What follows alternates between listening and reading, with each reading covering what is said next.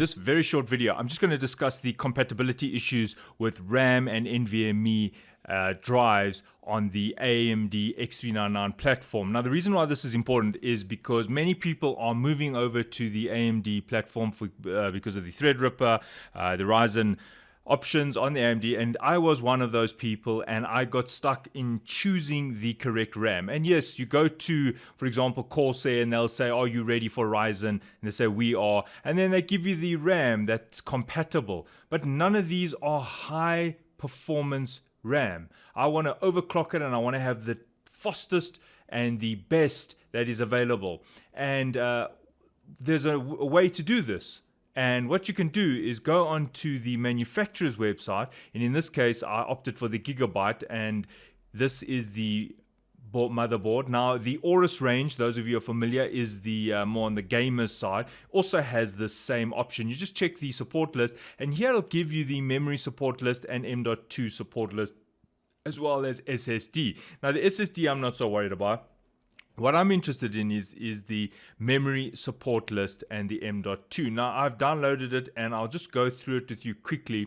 Here we see the various RAM modules that Gigabyte tested. Now, obviously, because if your RAM is not on the list, doesn't mean it's not compatible. It just means that this is the RAM samples that they tested and they found were compatible, and the specifications they achieved or they measured when using this RAM. So don't get confused by if the RAM is not on the list, it doesn't mean that it's not compatible. It's just that they can't test every single module or model from every single manufacturer. However, if you are interested in, say, DDR4 3600 RAM and you're looking at these options, well, then why not consult this little spreadsheet to say, yes, this model of Corsair RAM, then you can see, yes, it is compatible. This is the voltage, these are the timings, and this is the native frequency. Remember that the frequency that is printed on the RAM box, for example, here, 3600, is not necessarily the frequency that the RAM is going to be running at,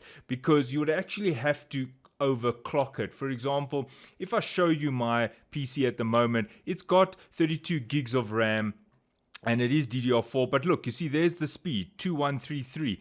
That is the base speed. If you want to overclock, well, then you've got to go into BIOS and make some changes. So I'm just showing you that before buying the RAM, it's a good idea, especially if you are going to be overclocking and you want stability and you want to know that the manufacturer actually tested the RAM and got it to the higher clock speed. Well, my advice is to actually consult the spreadsheet. So, for example, here, this is the RAM that I actually purchased. It's the 3466, and it happens to be the Corsair, and they are 8 gigs each. So I bought 4, which makes 32, and I matched it to the actual part number.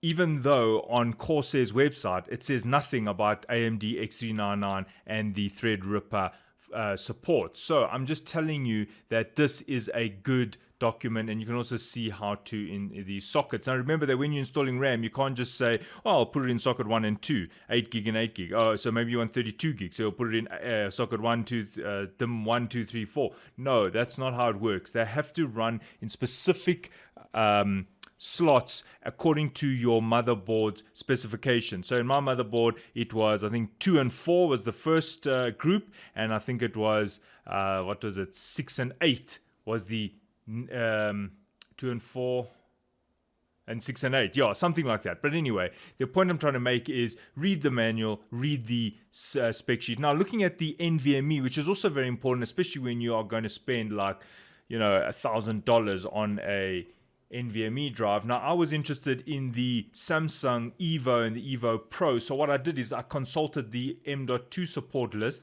and I can see that the one that I went for, which happened to be the Evo, as well as the Evo Pro, which is the 512, are both supported, and they have been tested by the manufacturer, Gigabyte, and therefore I know I will achieve stability. So this is what this video is about, just to show you that it's a good idea to consult the support list. Otherwise, you might be getting incompatibility, or you might think it's your RAM and it's not. So this might save you a bit of time, and I hope this video is informative and helpful. Thanks for watching. Cheers.